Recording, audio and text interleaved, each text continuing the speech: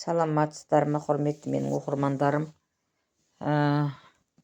Біраздан бері видео салмай кеттім. Бүгін сіздерге бір видео сап көрсетейін. Мен мынандай тырнақша құрағын тігіп отырмын. Осының алдында жауқазын сөмкесін тіккен болатымын. Сол жауқазын сөмкенің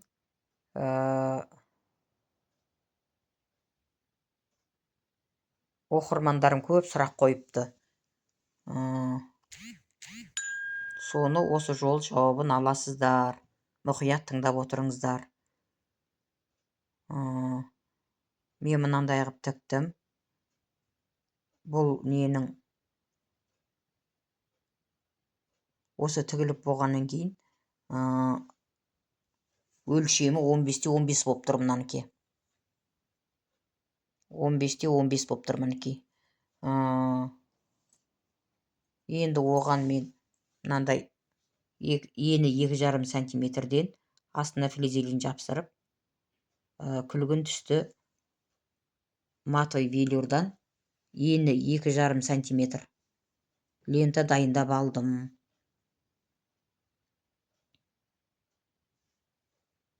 Ұзындығын өз қалауларыңызша ала бересіздер. Мына тырнақшаларына 5-те 5 шаршы етіп дайындадым. Және бұл енді ортасынан қиып алсаңыздар да болады. Қиып дайындап алдым. Себебі ол лента 2,5 сантиметр болғаннан кейін, мына 5 сантиметр, сонда бұл ен дейді, жақсы үстін жабады. Сондықтан мен ортасынан қиып алдым. Бұған да флизелин жапсырдым. Бұл жасыл түсті матовый велюр.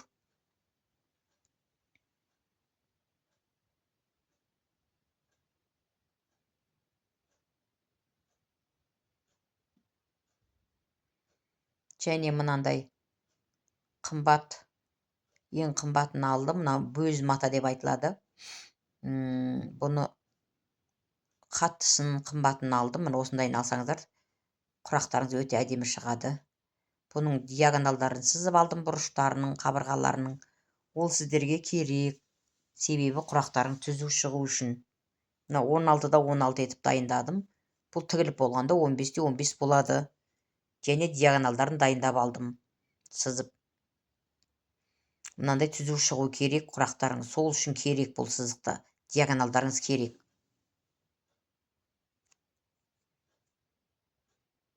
Енді осын қазір сіздерге тігіп көрсететін боламын.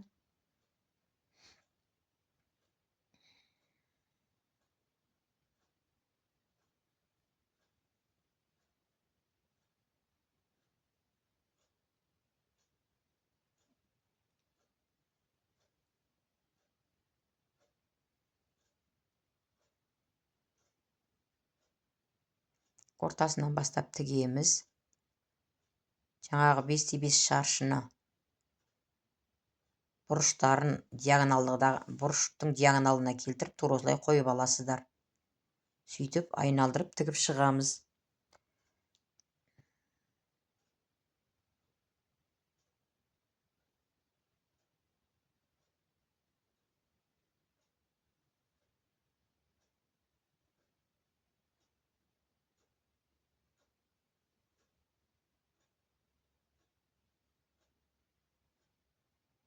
Мынандай құрақтың қалдығынан да осындай бөлікті дайындап алыңыздар. Ол құрақтардың арасына керек болады.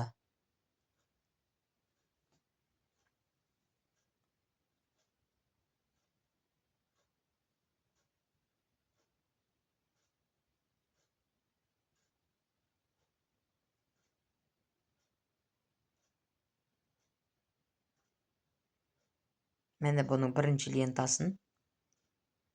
Мына бұрынғы құрақтардан қалған қалдықтар еді. Мына кішкентайлар жарамайды. Мынау енді жарайтын алайын.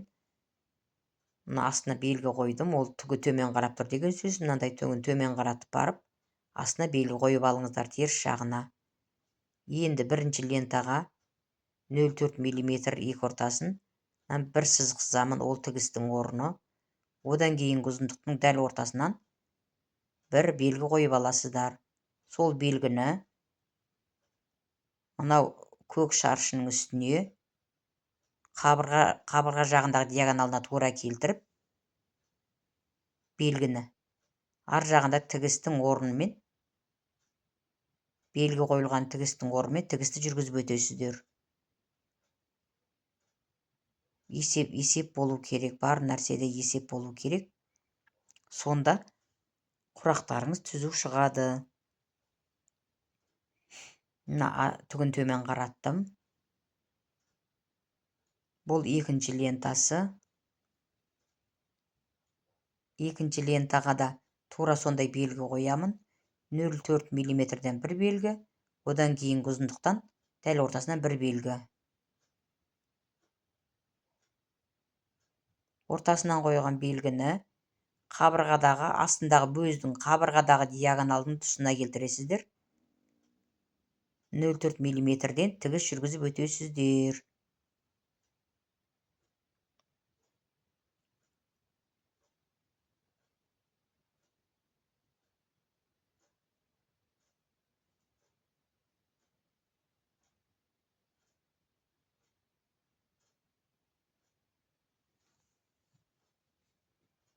Енді үшінші лентаға тек қана тігістің орнына 0,4 мм-ге белгі қойдым. Бұл жерде бірінші лента мен қолымдағы үшінші лента екеуін түйілестіріп қойып аламыз. Бір-бірінің үстіне шығып кетпесін, болмаса жетпей қалмасын. Тігістің белгісінің үстінен тігісті тігіп өттім. Бұл үшінші лента. Енді төртінші лентаны да дәл солай тігістің орнына 0,4-ге бір белгі қоямын. Басқа белгі қойылмайды. Енді екінші лента мен қолымдағы төртінші лентаны қатар жатқызамыз. Түйілістіріп қоямыз. Арасы ашық қап кетпесін, бір-бірінің үстіне айқасып кетпесін, соны байқайсыздар.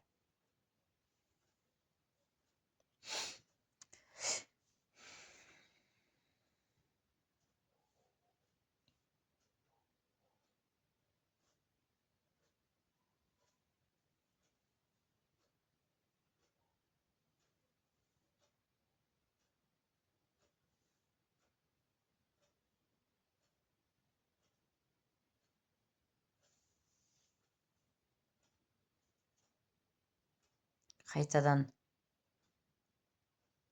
мына астындағы көк шаршыдан сәл 1-2 мм жоғары шығарамыз.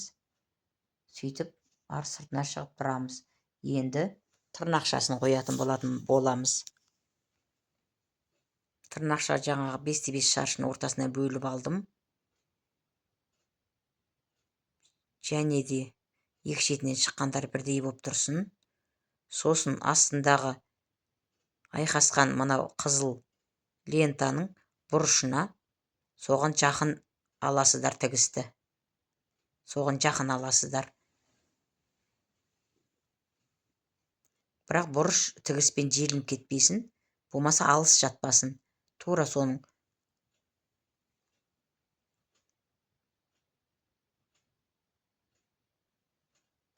тұсымен жүріп өтеміз тігісті. Міне бұл еркін жабады, себебі бұның өлшемі үлкен.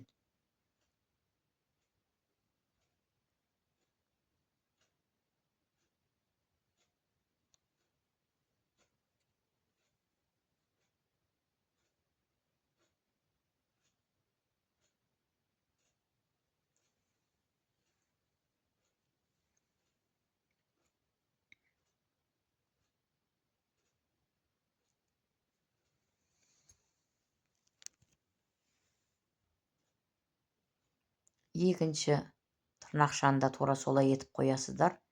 Сұқ саусақтарыңызбен астындағы екі күлгін түсті ленталардың бұрышын сұқ саусақпен ұстап отырып, тура соның тұсымен өтесіздер. тігісті жүргізесіздер.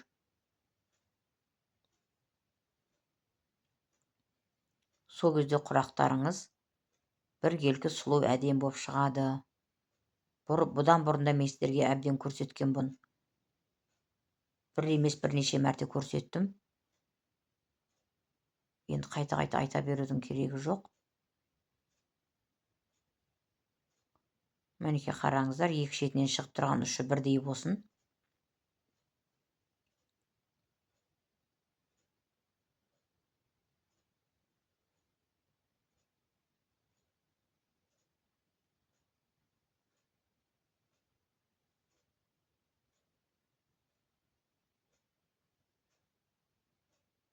Міне көрдіңіздер ма? Астындағы көк шаршының бұрышы тігіспен желінбеу керек, болмаса алыс кетпеу керек. Соны қадағалап ұстаңыздар. Енді шамалы жылдамдап жүргізейін. Уақыттарыңызды ала бермей. Бұны әбден үйреніп көріп алған болатынсыздар. Енді уақытты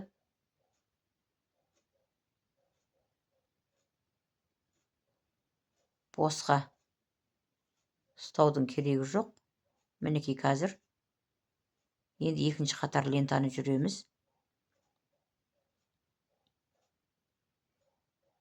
Сәл жылдамдау жүргізейін.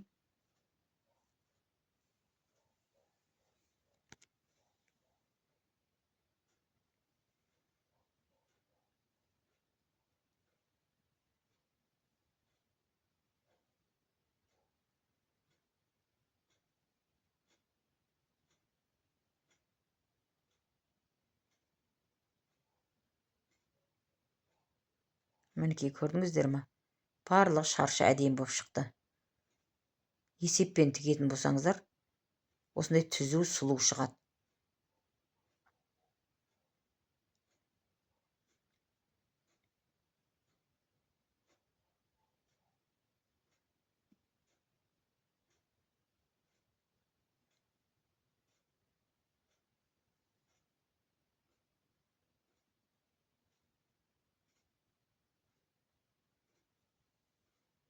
Үшінші қатар тігіп атырмыз.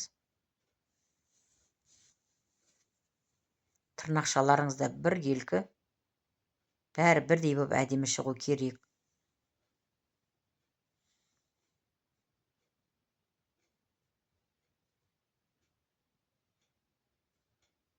Сұқ саусақпен астындағы ленталардың қиылысқан жерін сұқ саусақпен біліп отырасыздар. Соны ұмытып кетпеңіздер.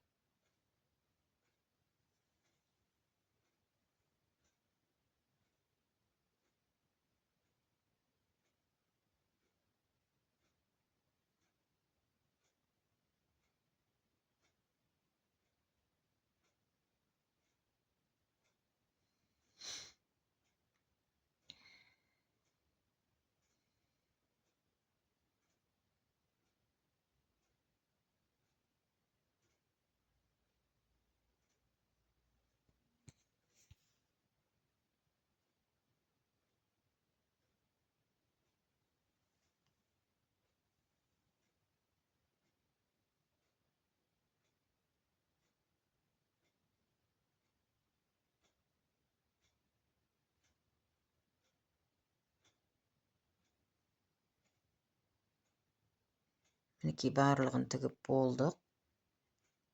5 қатар лента тігіледі, 4 қатар тырнақша тігіледі. Енді барлығын айналдырып тігіп аламыз. Астындағы бөз матаға. Сөйтіп артық жерлерін қырқып алып тастайсыздар. Осындай тігіліп дайын болғанда бұның өлшемі 15-те 15 болады.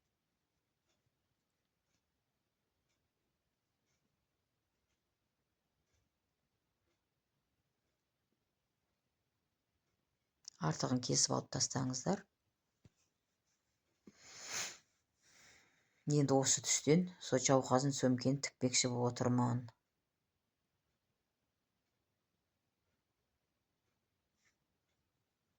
Алдымен құрақтарыңыз түзу шықсын.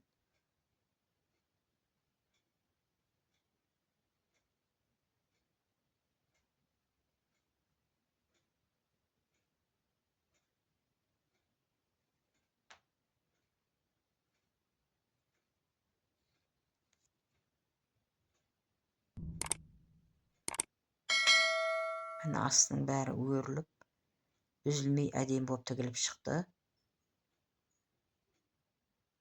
Барлығы өріліп тігілді.